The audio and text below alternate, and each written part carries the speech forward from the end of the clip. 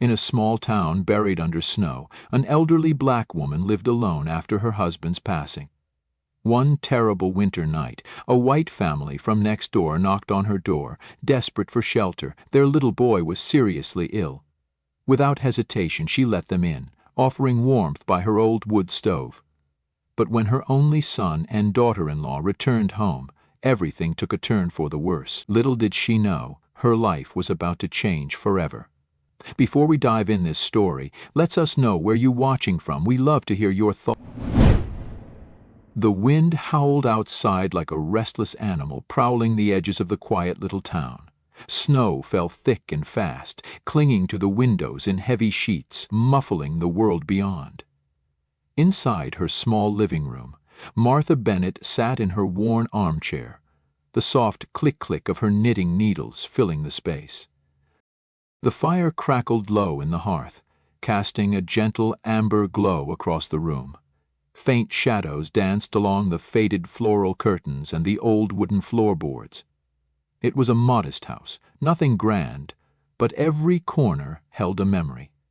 Every chipped photo frame, every threadbare rug, every cushion stitched by her own hands whispered stories of a life built and loved within these four walls. Outside, the storm raged on, coating the streets in a blinding sheet of white. The electricity had gone out hours ago across the neighborhood, but not here, not in Martha's house. Her little wood-burning stove had never let her down, not when Samuel was alive, not after he passed, and not tonight. She paused, her knitting resting in her lap as the familiar ache in her chest stirred again. It was always worse on nights like this, the lonely ones, when the wind screamed and the house groaned, and there was no one to fill the quiet with a laugh or a shared memory. Her eyes drifted to the mantel where an old photograph stood. Her and Samuel, young once, full of promise, his broad smile, the twinkle in his eyes. Gone now for 7 years. And their boy, David, off chasing big city dreams, married to that sharp-tongued girl of his. Martha barely saw him these days. He called sometimes, always in a rush, but calls were not the same as presence. Presence was what filled the room, or left it painfully hollow. She was pulling her knitting needles back to work when a knock startled her, a firm, hurried knock.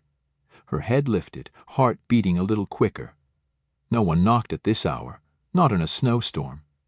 She set the yarn aside, shuffled to the door, her old slippers quiet against the wooden floor. The moment she opened it, the cold slammed into her, sharp as glass. The porch light above flickered weakly, illuminating the small group huddled on her front step. It was John Miller from across the street, tall and broad-shouldered, his cheeks flushed raw from the cold. His wife, Lisa, stood beside him, her arms wrapped tightly around their little boy. Ben, wasn't it, bundled in layers of blankets, his small face pale, eyes closed. Their teenage daughter, Emma, hovered behind them, shivering, wide-eyed. John's expression was strained with quiet worry. I'm real sorry to bother you, Miss Bennett. His voice cracked slightly from the cold. The whole block's lost power, and Ben's got a fever. It's bad. We saw the light in your window, figured you still had heat. We don't want to impose, but Lisa's voice, softer but urgent, cut in. The kids need to warm up. We can stay outside, but please, could they come in, just for a little while? Martha's eyes swept over them, lingering on the boy's flushed cheeks, the visible tremble in Emma's small shoulders. "Oh, hush that nonsense," Martha said gently, pulling the door wider. "All of you, come in now. No child should be out in weather like this." John hesitated for a beat, clearly reluctant, but the cold was merciless, and his wife's pleading eyes said enough. They stepped inside together, the warmth embracing them instantly. The living room bathed them in a soft golden light. The fire crackled cheerfully in the hearth. A small, half-finished blanket sat on the armchair, yarn neatly coiled beside it. On the windowsill, an old ceramic wind chime tinkled faintly as the draft snuck through the crack. John glanced around, visibly easing. "Feels like a different world in here," he murmured, his voice carrying that quiet awe. Lisa knelt by the fire, adjusting the blankets around Ben. Emma gravitated toward the small, fluffy dog curled near the hearth, its eyes sleepy, tail wagging lazily. "I made some tea," Martha offered, already moving toward the kitchen, "and I've got a few biscuits left. Y'all must be frozen to the bone." "Oh, Miss Bennet, you really don't have to—" Lisa began. "Hush now." Martha's voice was firm but warm. "Sit. Get those little ones warm." Moments later, she returned with 4 mismatched mugs of steaming tea and a plate of shortbread cookies. The room filled with the gentle clinking of mugs, the rustle of blankets, the soft hum of the fire. "Thank you," Lisa whispered, cradling her tea. Martha settled back into her chair, her knitting forgotten. "I've lived in this house near 30 years, she said, eyes drifting across the room. "My Sam built that woodpile out back. Never trusted electric heating after the ice storm of '89. She smiled faintly. "Turns out he was right." John chuckled, rubbing his hands together near the stove. "Seems like your whole house is from another time. It's nice, cozy." Martha's smile lingered, but her gaze softened, distant. "When my husband passed, I kept everything as it was. The tools, the stove, even the curtains." Her fingers toyed with the edge of the knitted blanket beside her. "Keeps him close somehow." Ben stirred then, his little eyes fluttering open. His face was flushed, feverish, but the warmth and tea had coaxed some color back into his cheeks. "Mama, we're—" His voice was small, confused. "We're safe, sweetheart," Lisa soothed, lifting the cup of warm milk Martha had brought. "We're in a magic house, remember, just like the stories." Emma grinned, pointing toward the dog. "And there's even a castle dog." "Huh?" Martha chuckled softly. "That's Gus. Found him abandoned by the roadside when my Sam was still around. Been our little guardian ever since." Ben's eyes lit up, curiosity replacing the feverish haze. He wriggled from his mother's arms, toddling weakly toward Gus, who stretched and yawned. "You've been real kind, Miss Bennet," John said, watching his son with quiet gratitude. "More than you had to be." Martha shook her head. "Cold nights like this, folks gotta look after each other. That's what makes a place home." But as she watched the young family huddle together near the fire, their heads bowed close, quiet laughter shared between them, a familiar, hollow ache settled in Martha's chest again. Their togetherness was a stark, beautiful contrast to the empty side of the sofa beside her, the space that once belonged to Samuel, the space David hadn't filled in years. Still tonight, at least for tonight, the house wasn't so empty.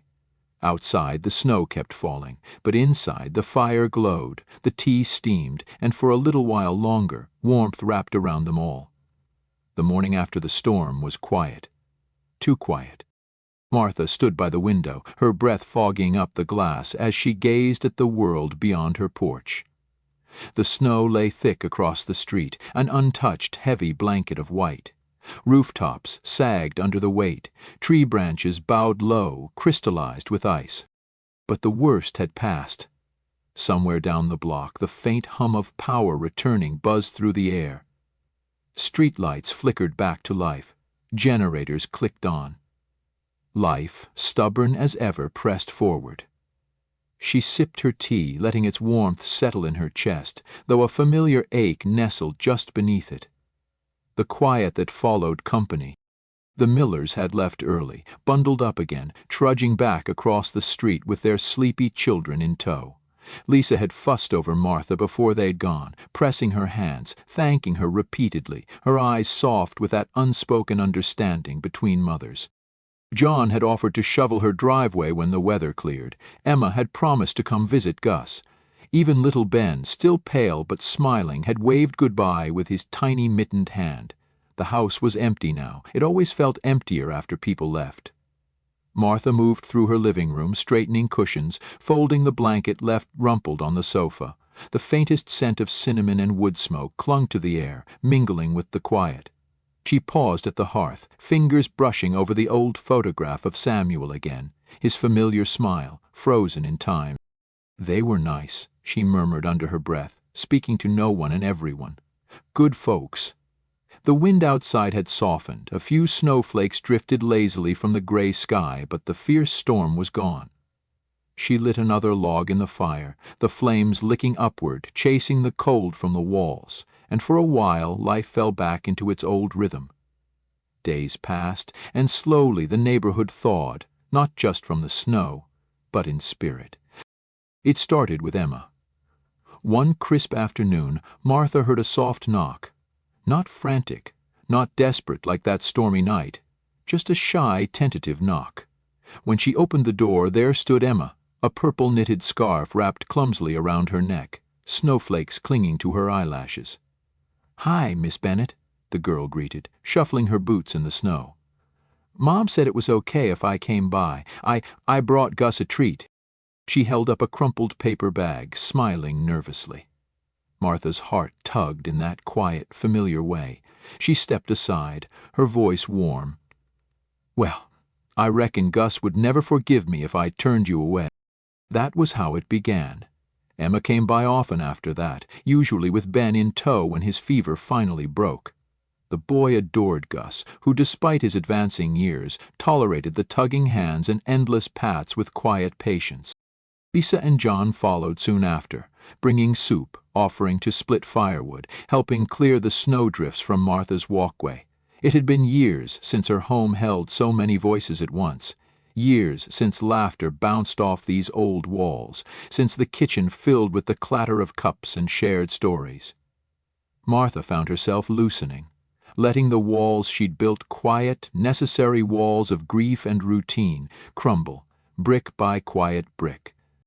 One evening they all sat around her small kitchen table, a pot of stew simmering on the stove, the rich scent filling the house. "You always keep it so cozy in here," Lisa remarked, cradling a steaming mug. "It reminds me of my grandmother's house back in Kentucky." John nodded, surveying the room. The floral curtains, the wooden shelves lined with neatly folded quilts, the faded photos tucked into corners. "It's like stepping back in time," he added with a small smile. "In a good way." Martha stirred the stew, her eyes softening. "Most folks rush to tear the old things down," she said quietly. "But the old things, they carry people with them.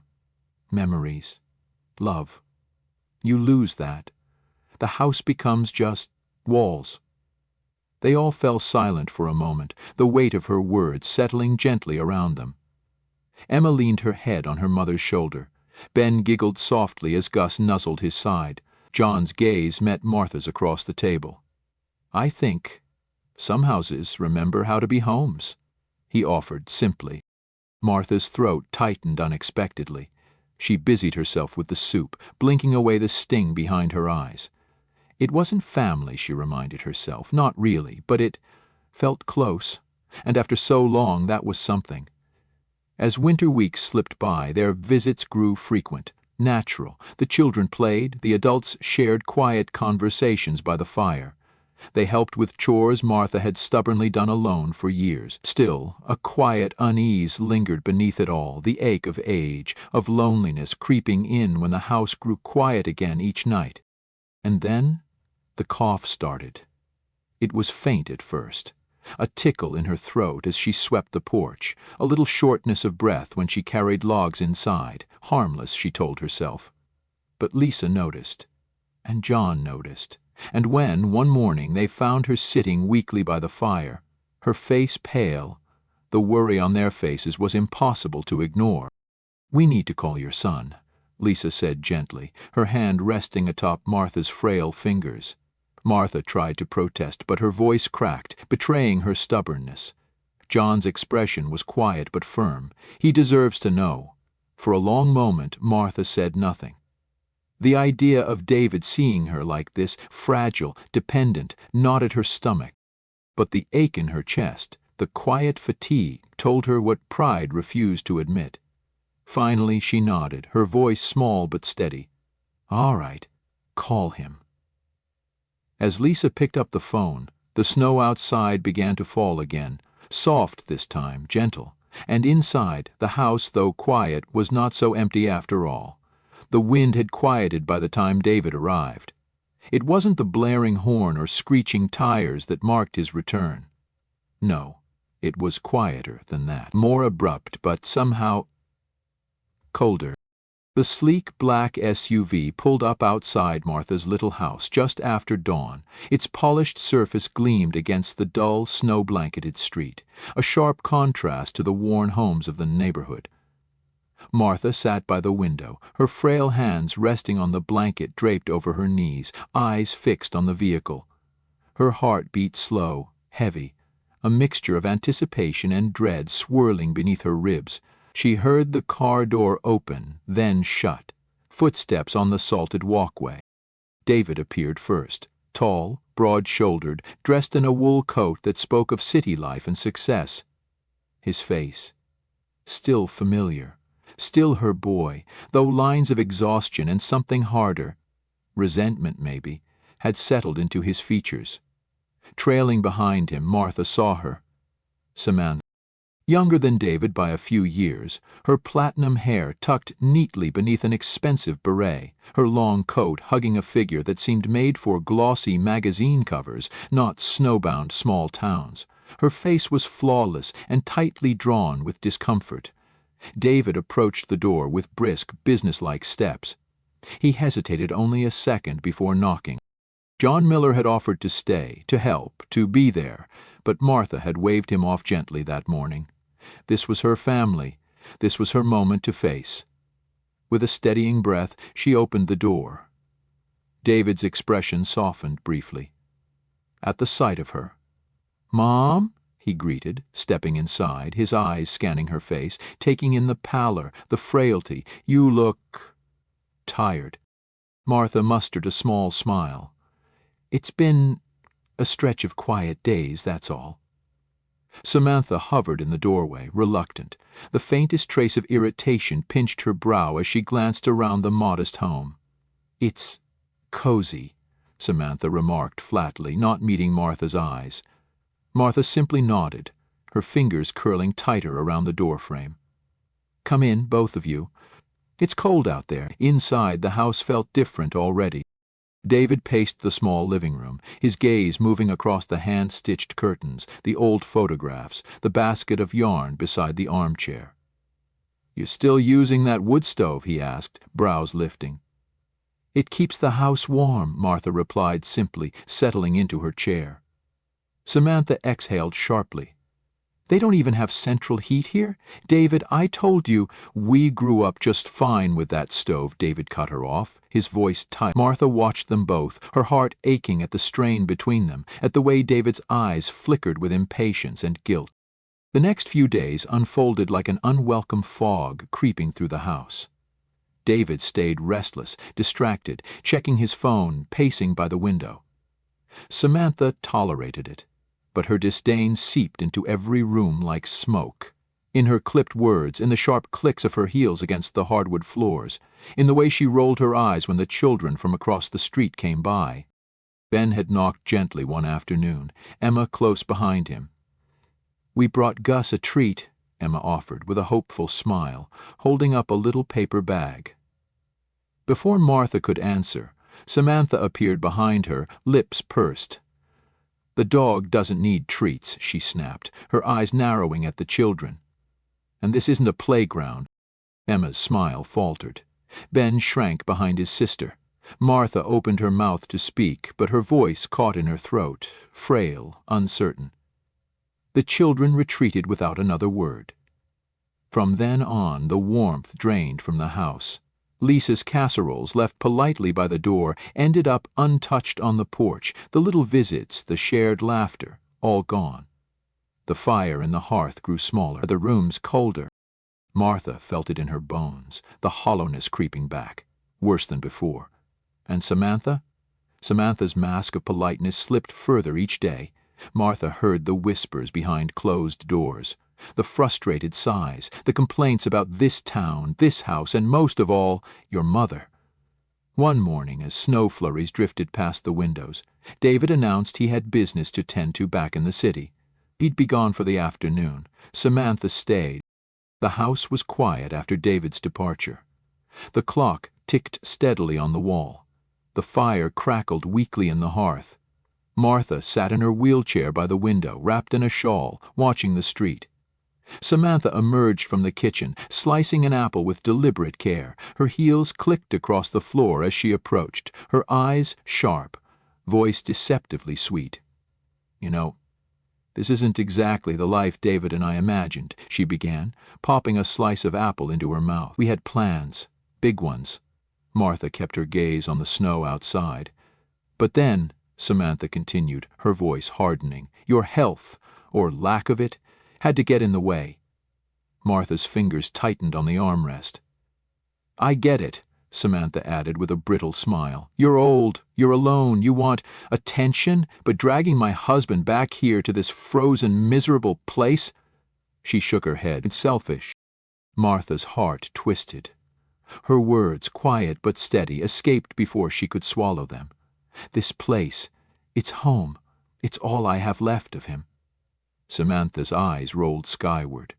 "Right, the dead husband story again." Before Martha could respond, her wheelchair slipped. The tile beneath her slicked from tracked in snow. She tumbled sideways, her frail body crumpling to the floor. Samantha stood over her, unfazed. "See? That's exactly what I mean," she muttered, brushing crumbs from her hands. "You're not just stuck in the past. You're making everyone else stuck here with you." Martha's chest ached. From the fall, from the words, from years of love and loss tangled together like fragile threads. The door opened then, sudden and swift. Lisa, John. They rushed inside, eyes wide with alarm. "Oh my God, Miss Bennett!" John bent down, helping her upright as Lisa steadied the wheelchair. Samantha folded her arms, unbothered, leaning against the wall with a bored expression. "What happened?" John demanded, his eyes darting between Martha and Samantha. "She fell," Samantha replied simply, flicking her nails. "She does that now, apparently." Lisa's eyes darkened. "You just left her there?"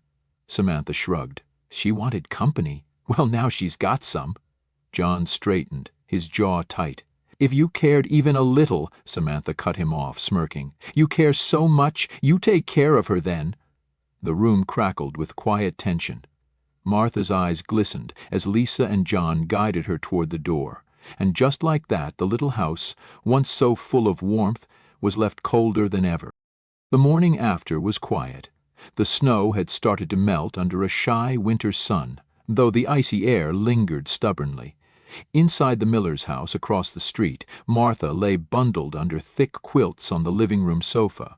Her face was pale, eyes closed, her breathing shallow but steady. Lisa sat beside her, worry etched across her features. John paced near the window, arms crossed, his gaze flicking between his wife and the house across the street. Martha's house. The house that just days ago had been warm and bright, now sat dark, lifeless. The curtains drawn, the front yard untended, the small pile of chopped wood untouched. The only sign of life was Samantha, who could be seen lounging in the front room, scrolling her phone, the television glowing behind her, completely unconcerned. Lisa's hand tightened around Martha's frail fingers. "We couldn't leave her there another minute," he whispered to John the night before, after carrying Martha over in the fading light. "Not with that woman." They'd seen enough. The harsh words, the cold neglect, the moment Martha had slipped and fallen on the icy patio while Samantha looked on, indifferent. They hadn't hesitated. Now, with Martha resting safely under their roof, there was only one thing left to do: tell David. The front door creaked as John opened it, his breath visible in the frosty air. Across the street, the black SUV pulled up to Martha's driveway. Earlier than expected. David stepped out, tall, handsome in his tailored coat, but visibly weary.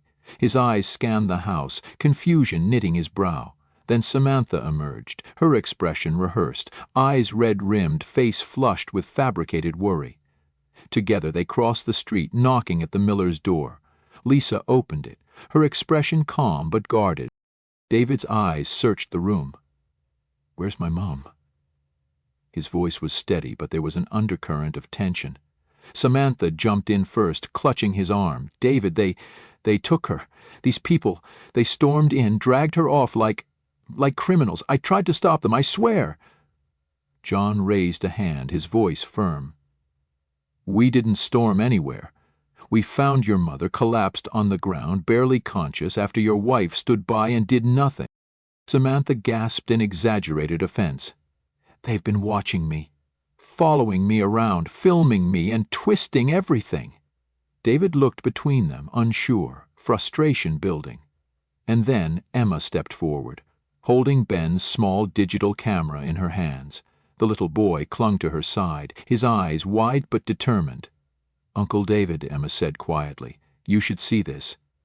David frowned, but leaned down as Emma scrolled through the footage. The first few clips were innocent: Gus wagging his tail by the fire, Martha's gentle laughter as she knitted by the window, her soft humming filling the room with warmth. The house had never felt colder. David stood frozen in the Millers' living room, his eyes fixed on the tiny camera screen in Emma's hands. The room was quiet, painfully so, except for the soft click as the next video played. The images flickered, shaky at first, but unmistakable. There was Samantha, standing in the center of Martha's living room, her voice sharp, her words like shards of glass slicing through the still air. "You're nothing but a burden," Samantha sneered on the recording. "David and I were finally building something, real success, and now because of you, we're stuck here, in this miserable house, this pathetic little town, burning wood like it's 1920. No internet, no future." David's jaw clenched so tight it ached. His eyes stayed on the screen, unable, unwilling, to look away. The next clip showed Samantha kicking Gus aside with a careless nudge of her boot, muttering under her breath about stupid mutts. Then the video cut to her dumping Lisa's home-cooked meals into the trash, her lips curled in disgust. But the worst came last. Martha, frail, seated by the window, the wheels of her chair slipping on the wet floor, her thin frame toppling sideways, and Samantha, unmoving, watching. "You're in the way," Samantha's recorded voice hissed. "Always have been." The final image froze on the screen. Martha collapsed, alone on the floor. The silence that followed was suffocating. David's face crumbled, confusion, disbelief, then something far heavier, shame, the kind that sat deep in a man's chest and refused to let go. Samantha stood rigid by the doorway, her cheeks flushed, eyes wide with false indignation. This is ridiculous," she sputtered, but the tremor in her voice betrayed her. They've been spying on me, manipulating." "No," David cut her off. His voice was quiet but heavy as stone. Samantha's mouth opened, then closed. She took a step back, faltering for the first time since they arrived. David's eyes finally lifted, meeting hers. There was no anger in them now, just exhaustion, and disappointment so thick it filled the room. "Pack your things," he said simply. Samantha blinked. "David?" "Just go," he repeated, voice cracking faintly. For a long moment she stood frozen in place, her perfectly glossed lips trembling. Then, with a sharp exhale and a final glance of pure resentment, she turned on her heel and stormed out, her boots clicking sharply against the wooden porch. Minutes later, the faint sound of a suitcase dragging across the snowy path echoed from across the street. The front door to Martha's house slammed shut behind her. And then, silence. David slumped onto the worn sofa, burying his face in his hands. His broad shoulders shook faintly, not from cold, but from the heavy, quiet unraveling of everything he'd refused to see. Lisa's voice broke the silence, low but steady. "You still have time to do right by her." David looked up, his eyes glassy, red. His hands trembled faintly on his knees. "You chase money? Ambition? It'll fill your pockets," Lisa continued gently. "But it won't fill that chair beside her fire. It won't make up for empty phone calls, for the years she sat there alone." David's gaze drifted to the flickering fire in the hearth, to the little framed photo of Martha and his father long ago, to the silence that lingered in the room, heavy with all the moments he'd missed. Before he could speak, the front door creaked open softly. John stepped inside, holding the wheelchair gently, and in it, frail but alive, was Martha. Her eyes were bleary, unfocused, confusion furrowing her brow. What's going on?" she murmured, her voice thin and raspy. David's breath hitched. He was on his feet before he realized it, crossing the room in 3 long strides. He dropped to his knees beside her, his hands trembling as they gripped hers. Thin, cold, lined with the years of quiet endurance he had overlooked for far too long. "I'm sorry," David whispered, the words cracking in his throat. His eyes brimmed, the tears spilling freely now. "Mom, I'm so sorry." Martha blinked down at him, startled by the rawness in his voice, by the way her grown son, always proud, always composed, now wept openly, like a boy lost in a storm. "I was wrong about everything," David choked, his forehead resting gently against her frail hand. "I should have been here. I should have listened. I should have seen." For a moment Martha simply stared, bewildered, her heart racing to keep up with the scene unfolding. But as she looked down at the son she'd cradled as a baby, watched grow into a man, now sobbing at her side, vulnerable and small again, something softened. Instinct, old and unbreakable, took over. Her weathered hand lifted weakly, resting on the crown of his bowed head. Her fingers threaded through his dark hair, the way she used to when nightmares chased him from sleep as a child. "There now," Martha whispered, her voice barely audible but warm, steady as the fire that still burned behind them. "It's all right, baby. Mama's got you." David's shoulders shook harder, his arms wrapping gently around her frail frame, clinging like a man finally remembering what home felt like. The room held still, not empty, not cold, just still. And for the first time in years Martha's house didn't feel so lonely.